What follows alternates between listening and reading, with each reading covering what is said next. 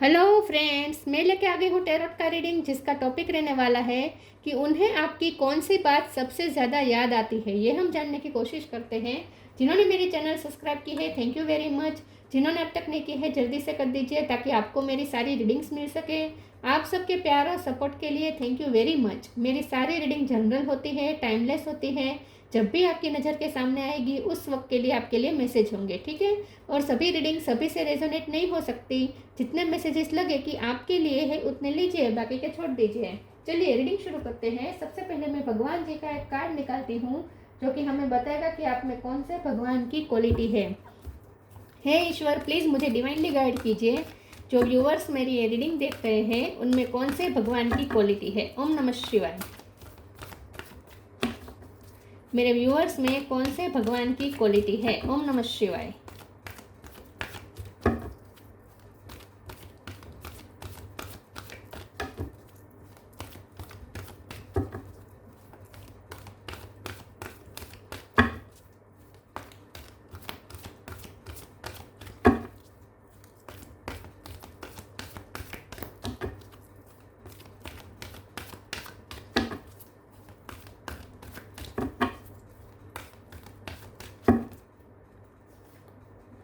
Buddha, the Buddha का card है आपके लिए।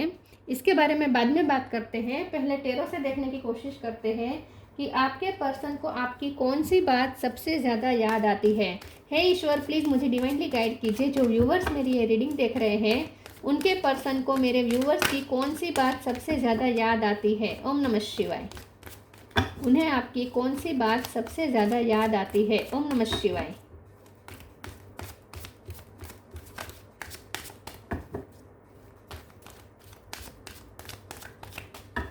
उन्हें आपकी कौन सी बात सबसे ज़्यादा याद आती है। ओम नमः शिवाय।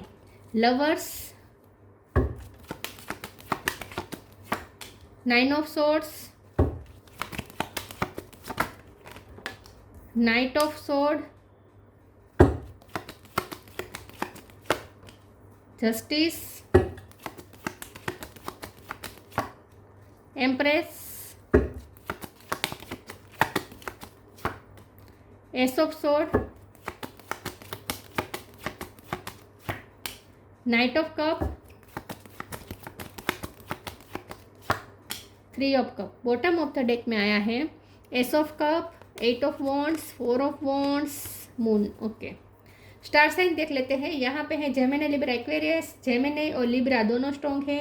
Cancer, Scorpio, Pisces, Aries, Leo, Sagittarius यहाँ पे है, थोड़ा है लेकिन है, ठीक है। और टोरस, वर्गो, कैप्रिकॉर्न, टोरस स्ट्रॉन्ग है। लिब्रा, जेमिनी, टोरस स्ट्रॉन्ग है।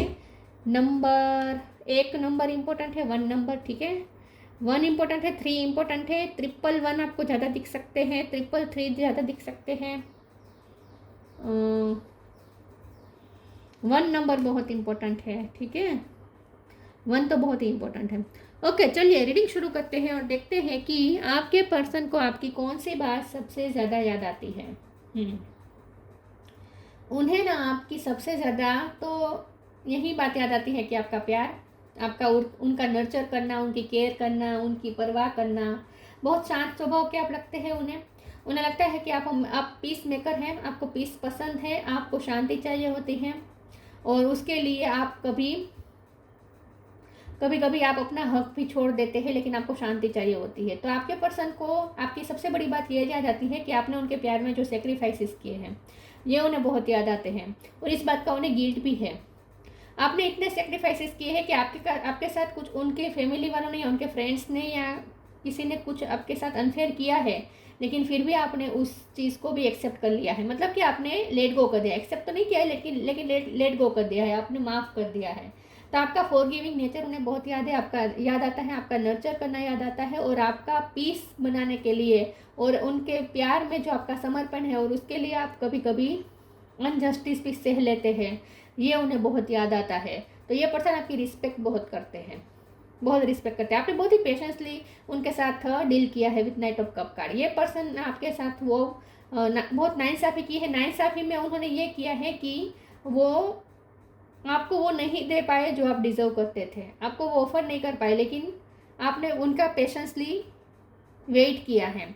ये पर्सन ने हमेशा एक्सप्लेनेशन दी है, बहाने किए हैं कि मेरी ये मजबूरी है, मेरी वो मजबूरी है, हमेशा अपनी मजबूरियाँ गिनवाई हैं और आपको हमेशा वेट करने को कहा है। वेटिंग मोड पे उन्होंने बहुत रखा है, आपको होल्ड पे बहुत रखा है ये पर्सन ने, और आपने बहुत पेशेंसली उनका वेट किया है। तो ये पर्सन आपकी अनकंडीशनल लव की बात उन्हें बहुत याद आती है कि आपने जिस तरीके से उन्हें अनकंडीशनल लव किया है, आपने कभी कोई कंडीशन नहीं रखी, आपने उनके लिए कभी कोई ट्रबल क्रिएट नहीं की, उन्हें कभी कन्फ्रंट नहीं किया।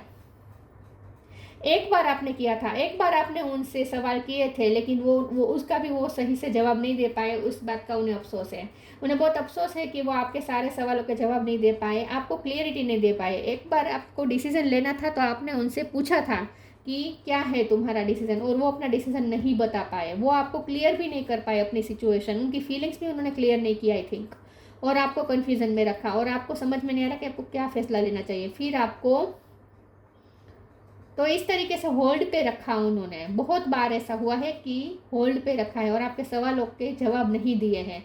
तो ये बात सोच के उन्हें बहुत ही अफसोस होता है, बहुत ही दुख होता है।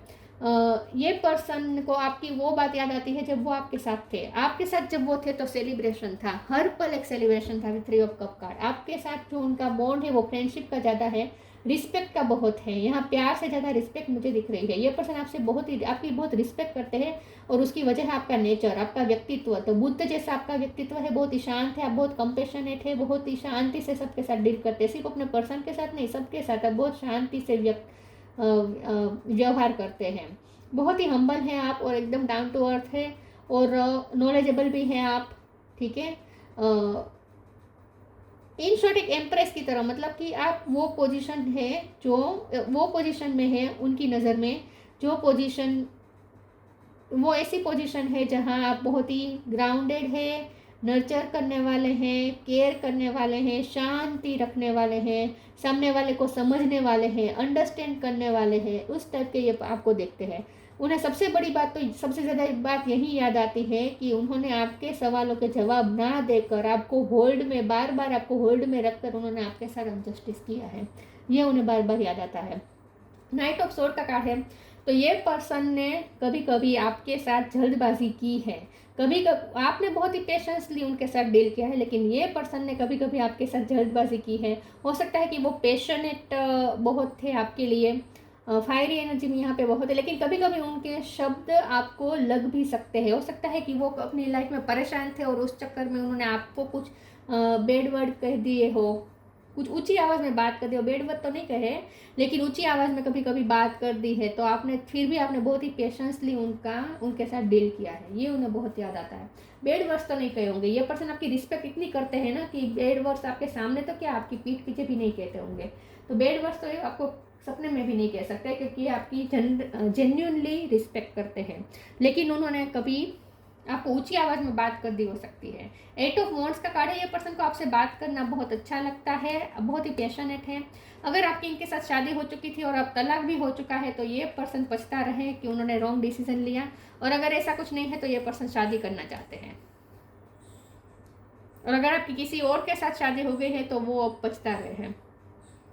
तो इसीलिए आपने कन्फ्रंट किया हो सकता है, आप किसी और से शादी करने वाले थे, इसके पहले आपने उनसे पूछा हो सकता है कि क्या तुम मेरा साथ दोगे, क्या तुम मुझे प्यार करते हो, और उन्होंने मना कर दिया हो, ऐसा हो सकता है। और आपको अपने प्रेशर में आकर, पेरेंट्स के या किसी के प्रेशर में आकर दूसरी जगह शादी करनी पड़ी हो, ऐसा भी हो सकता है, पॉसिबल है।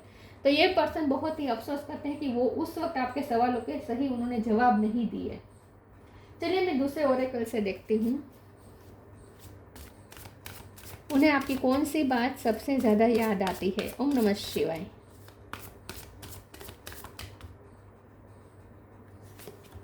Grief, change, grief, tear are what happen when the eyes in the heart melts. ये पर्सन पछताते बहुत है, उन्हें बहुत पछतावा हो रहा है। जब वो पुरानी बातें याद करते, आपको याद करते, तो पछतावा ही पछतावा है, ग्रीफ है। तो इसका मतलब ये है कि अब आप उनकी लाइफ में नहीं है, क्योंकि यहाँ पे चेंज का भी कार्ड है। तो हो सकता है कि सिचुएशन अब बहुत चेंज हो चुकी है, अब आप उनके लिए अवेलेबल नहीं है आई थिंक, और इसीलिए अब ये पर्सन ग्रीफ में है। अगर आप अवेलेबल होते तो वो ग्रीफ में नहीं हो सकते, तो वो ग्रीफ में नहीं होते, तो अभी भी वो उसी टनी में होते जिसमें पहले थे। लेकिन अब उनकी सारी टनी, मतलब कि सारा उनका घमंड चकनाचूर हो गया है, सब खत्म हो गया, अब ये ग्रीफ में है। ग्रीफ में है तो इसका मतलब ये है कि अब सिचुएशन चेंज हो चुकी है, अब आप उनके हाथ से जा चुके हैं, तो अब ये पर्सन पछता रहे और कुछ नहीं। Change, when the ego finally cease the utter madness of trying to control everything, you come to a sacred crossroads in your own evolution. तो आपने उन्हें कभी कंट्रोल नहीं किया है, उन्होंने आपको कंट्रोल करने की कोशिश की हो सकती है। बार बार आपको होल्ड पे रखना, बार बार आपसे समय मांगना, अपनी मजबूरियाँ गिनवा के, अपनी लाचारी बता के, आपकी कंपेशन पाकर आपको बार बार वेट करने को कहना, ये सब उन्होंने किया है आपके साथ। तो उन्होंने सिचुएशन को थोड़ी कंट्रोल करने की कोशिश की है, आपको भी कंट्रोल करने की कोशिश की हो सकती है, लेकिन आपने कभी उन्हें कंट्रोल करने की कोशिश नहीं की है। आपने हमेशा उन्हें फ्रीडम दी है, ऐसा मुझे लगता है। तो ये भी उन्हें बहुत याद आता है कि आपने हमेशा उनके लिए, आप पीस चाहते थे और इसीलिए आपने कभी उन्हें परेशान नहीं किया है, इन शॉर्ट। वरना होता है ना, पार्टनर टाइम मांगता रहता है, प्रोमिस मांगता रहता है, आपने ऐसा कभी नहीं किया है। लेकिन अब सिचुएशन मुझे लगता है कि चेंज हो चुकी है और ये ही उन्हें पछतावा हो रहा है कि अब पहले जैसा आप दोनों के बीच में सिचुएशन नहीं है। आई थिंक अब आप उनके लिए अवेलेबल नहीं है, मुझे ऐसा लगता है। 2 कार्ड गिरे हैं, 1 सेकंड। तो Joy of friendship, knock knock. The Joy of friendship, friendship is the biggest gift, nurture your friends and friendships. तो यह आपके पर्सन को यही बात याद आती है जो आपके साथ वो टाइम था जब आप दोनों ने फ्रेंडशिप का बॉन्ड भी शेयर किया था। आप दोनों के बीच को जो पार्टनरशिप थी, जो कंपेनियनशिप थी, जो फ्रेंडशिप थी, वो उन्हें बहुत याद आती है। मतलब ये अंडरस्टैंडिंग, म्यूचुअल अंडरस्टैंडिंग, और म्यूचुअल से ज़्यादा तो मैं आपकी तरफ से ज़्यादा कहूँगी कि आपकी तरफ से ज़्यादा अंडरस्टैंडिंग थी, उनसे कम थी थोड़ी, मुझे ऐसा लगता है। लेकिन यहाँ पे आप दोनों के बीच जो फ्रेंडशिप का बॉन्ड था, friendship is the biggest gift, nurture your friend and friendship. आपने बहुत नर्चर किया है इस रिश्ते को, आपने बहुत संभालने की कोशिश की है इस रिश्ते को, ये उन्हें बहुत याद आता है। Knock knock, knock and the doors of possibilities will open. तो मुझे ऐसा लगता है कि अब चेंज हो चुकी है सिचुएशन, अब आपको नई अपॉर्चुनिटी मिली है और आपने अवेयर कर ली है। तो हो सकता है अब आप किसी और से जुड़ गए हैं, या किसी और से शादी कर ली है, या किसी और कमिटमेंट में बंध गए हैं। ऐसा ज़रूरी नहीं है कि लव लाइफ में हो सकता है कि कोई पेरेंट्स ने जैसे आपसे प्रॉमिस मांग लिया कि अब तो मुझसे कभी नहीं मिलोगे, कभी बात नहीं करोगे, ऐसा भी हो सकता है।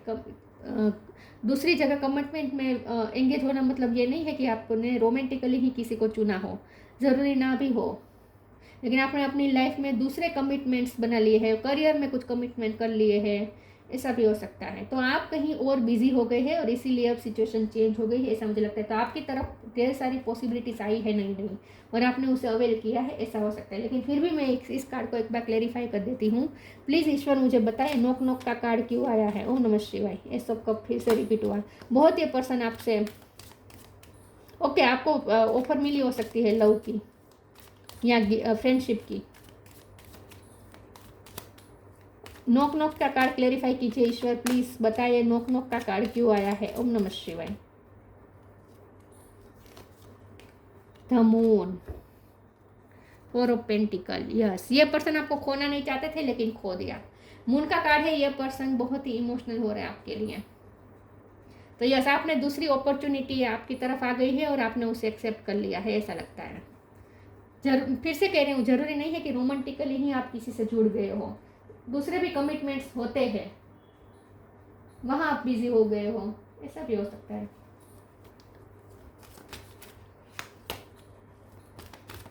अफसोस कर रहे हैं ये person basically.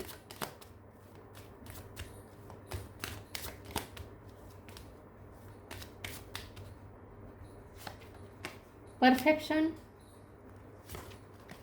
Prayer, yellow colour important है, आपने इस वक्त येलो पहना हो, ऐसा हो सकता है।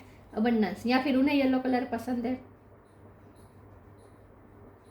Rejection, bottom of the deck में उन्होंने रिजेक्ट किया आपको, उन्होंने आपकी ऑफर को रिजेक्ट किया है जब आपने उनसे आखिरी जवाब मांगा और उन्होंने सवाल को ही टाल दिया, ऐसा हो सकता है। रिजेक्ट तो नहीं किया हो लेकिन भाग गए सवालों से, कन्फ्रंट करने से, अपने डिसीजन बताने से भाग गए, ये पर्सन सिचुएशन से भाग गए हो, ऐसा हो सकता है। तो ये उन्हें पछता रहे कि वो उस वक्त उन्होंने अगर आपको कन्फ्रंट किया होता, आपके सवालों के जवाब दिए होते तो अच्छा होता। परफेक्शन का कार्ड आया है। अब आपकी लाइफ में आप परफेक्शन की तरफ जा रहे हैं। मुझे ऐसा लगता है कि बहुत सारी अपॉर्चुनिटी आपकी तरफ आई है, करियर में भी आपकी तरफ नई अपॉर्चुनिटी आई है, और अब आप अपनी लाइफ में अबंडेंस की तरफ जा रहे हैं। तो मुझे ऐसा लगता है कि आपकी लाइफ में कुछ चेंजेस आए हैं। अब आपके साथ आपकी तरफ नई नई अपॉर्चुनिटी आई है, और आप अब अपनी लाइफ में आगे बढ़ रहे हैं, उस अपॉर्चुनिटी को अवेल कर रहे हैं। ऐसा हो सकता है कि आपको अबंडेंस भी बहुत मिल रही है आजकल। सिर्फ पैसे की अबंडेंस नहीं, हर तरीके से आपके पास बहुत सारी स्किल है। ऐसा हो सकता है क्योंकि आपकी इनर ब्यूटी भी यहाँ शाइन कर रही है, तो हो सकता है आपके पास बहुत सारी स्किल है, पैसे भी अट्रैक्ट हो रहे हैं आपकी लाइफ में, करियर में सब अच्छा जा रहा है। तो अब आप अपनी लाइफ में आगे बढ़ रहे हैं ऐसा लगता है। लेकिन प्रेयर का कार्ड आया है बीच में, तो ऐसा हो सकता है कि ये पर्सन चाहते तो है कि आप अपनी लाइफ में खुश रहें, आगे बढ़े, लेकिन फिर वो प्रे भी करते हैं कि काश कुछ मैजिक हो जाए और आप उनकी लाइफ में वापस आ जाए।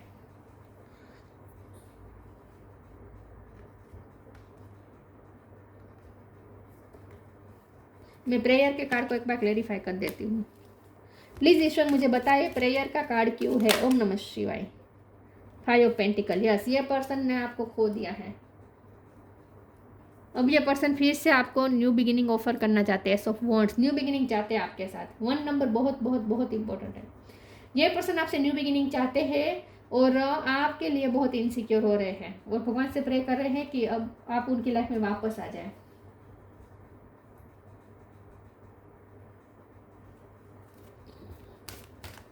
खोना नहीं चाहते अभी भी ये पर्सन आपको, डर जाते हैं आपको खोने के ख्याल से।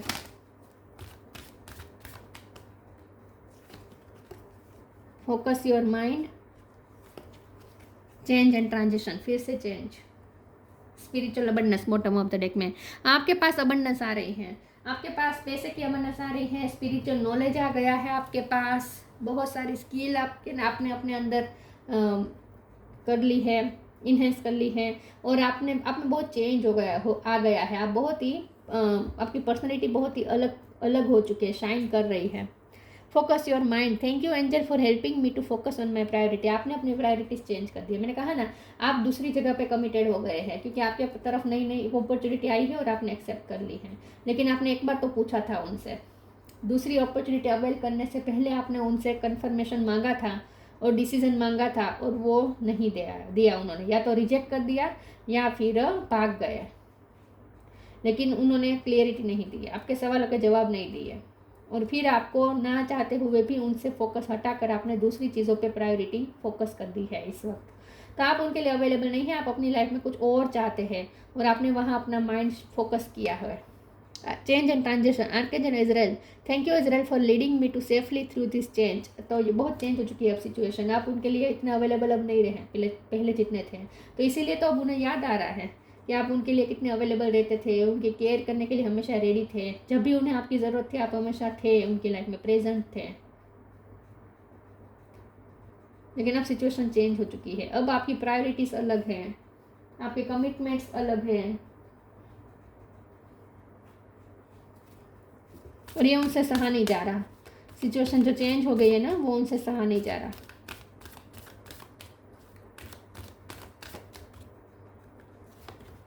Wait for winter, hope. अभी भी उन्हें होप है कि विंटर सीजन में कुछ होगा।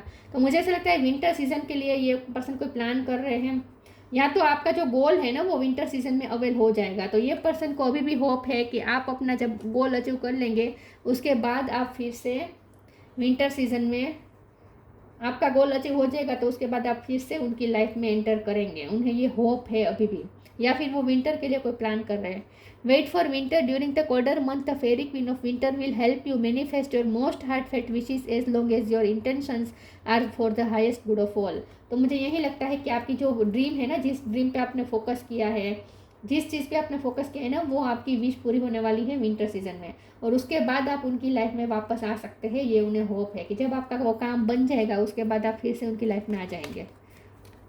Hope is always there even if we can't see it. Optimistic expectations can help change a negative situation into a positive one. तो अभी भी उन्हें होप है, क्योंकि सिचुएशन तो नेगेटिव लग रही है इस वक्त, पूरी तरीके से चेंज हो गई है, लेकिन फिर भी उन्हें होप है कि कुछ होगा, कुछ होगा, पॉजिटिविटी में चेंज होगी, सिचुएशन चेंज होगी, उन्हें पूरा भरोसा, उन्हें होप है, भरोसा नहीं कह सकते लेकिन होप है कि विंटर सीजन में कुछ होगा सिग्निफिकेंट। तो अभी भी आप उनकी लाइफ में आने के, आपका उनकी लाइफ में जाने का चांस है, उन्हें ऐसा लगता है। Star seed, raise the vibration of the planet through your radiant loving light. आप हाई वाइब्रेशन में ऑपरेट कर रहे हैं आजकल। आपने आगे, oh my god, vibration bottom of the deck, yes, your vibration is being raise to higher level, you are connected to cosmic intelligence. आप इस वक्त यूनिवर्स से कनेक्टेड हैं, आपकी वाइब्रेशन हाई हो चुकी है और इसीलिए ये पर्सन को आप थोड़े रीच से बाहर लग रहे हैं क्योंकि आपकी वाइब्रेशन हाई हो चुकी है। अब उन्हें आपकी वाइब्रेशन से मैच करने के लिए उन्हें भी अपने आप को ग्रो करना पड़ेगा स्पिरिचुअली, उन्हें भी अपनी वाइब्रेशन हाई करनी पड़ेगी अगर उन्हें आपको पाना है। तो आप स्टार सीड हो सकते हैं। तो आपका ये काम है, raise the vibration of the, जैसे बुद्ध भगवान का काम था ना, बुद्ध भगवान का यही काम था, उन्होंने अपनी वाइब्रेशन हाई की और उसके बाद उन्होंने वो नॉलेज दूसरों को पास करके दूसरों की वाइब्रेशन हाई करने की कोशिश की। और जैसे जैसे लोगों की वाइब्रेशन हाई होती है, इस प्लेनेट की वाइब्रेशन भी हाई होती है क्योंकि हम प्लेनेट के साथ गुरुत्वाकर्षण बल से जुड़े हुए हैं। तो अगर हमारी वाइब्रेशन हाई होगी तो प्लेनेट की भी हाई होगी, इसीलिए ऐसी सोल्स आती है इस पृथ्वी पे। तो आपका ये आपका भी ये पर्पस है जैसे बुद्ध भगवान का पर्पस था। तो आप कर रहे हैं, अपना काम कर रहे हैं आप अच्छे से। बुद्ध, नॉन वायोलेंस, अब बहुत शांति प्रिय है, अटेनमेंट ऑफ निर्वाण, आप न मुक्त हो चुके हैं। अब आपको ये आपको उनकी इतनी तलब नहीं है पहले जैसी, जितना पहले आप उनके लिए टेम्पटेड फील करते थे ना, अब नहीं करते। Detachment from worldly temptation, yes, अब आपको उनकी क्या, आपको किसी भी टेम्पटेशन में आपकी इतनी रुचि नहीं रखते, अब डिटेच है टेम्पटेशन से। बहुत आपने अपने आप पे वर्क किया हो सकता है। Readiness and ability to pass knowledge on to others, अब आप रेडी है अपना नॉलेज दूसरों को पास करने के लिए और आप अपना सोल पर्पस पे वर्क कर रहे हैं। आपका फोकस इस वक्त अपने सोल पर्पस पे है, लेकिन आप उनकी रीच से बाहर चले गए हैं इस वक्त और ये उनसे सहा नहीं जा रहा। तो अब उन्हें ना चाहते हुए भी खुद पे वर्क करना पड़ेगा। अगर उन्हें आपको अपनी लाइफ में वापस पाना है तो उन्हें आपकी वाइब्रेशन से मैच करने के लिए उन्हें अपनी वाइब्रेशन हाई करनी ही पड़ेगी, उन्हें खुद पे वर्क करना ही पड़ेगा। अब डिवाइन उनसे करवाएंगे, लेकिन होप तो बहुत है इस रिश्ते में, अभी भी होप है। तो आपको भी होपलेस नहीं होना है और आप अपना काम जो कर रहे हैं ना वो करते रहे, ठीक है। उन्हें आपकी वाइब्रेशन से मैच होने दीजिए, आप अपनी वाइब्रेशन अब लो मत कीजिएगा।